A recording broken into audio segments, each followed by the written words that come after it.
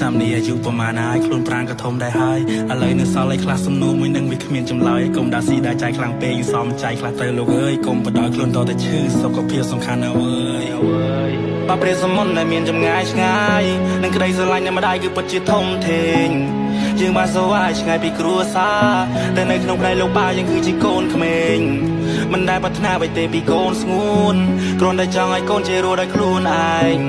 រៀបចំជីវិតរស់នៅត្រូវក្បួនរំភើបចិត្តពេកទៅហើយពេលឃើញកុំប្រឹងប្រែងជីវិតជាយុវវ័យវិថីដែលគួរប្រយ័ត្នអាយុមិនទាន់20ពួកយើងសំងំដោះស្រាយវិបត្តិទៀងទាត់នៅជិតមាត់ប្រឆាចំទឹកកពើឡើងលើជុខ្លាចូលព្រៃគិតបលាចូលផ្សារគិតបលិញខ្ញុំអង្គុយហត់នៅជីវិតមួយជីវិតមិនទៀងទាត់នៅជិតមាត់ប្រឆាចំទឹកកពើឡើងលើជុខ្លាចូលព្រៃគិតបលាចូលផ្សារគិតបលិញខ្ញុំអង្គុយហត់នៅជីវិតមួយបោះសម្រាប់សិនបើដឹងតែហិនកន្ទាត់គម្រប់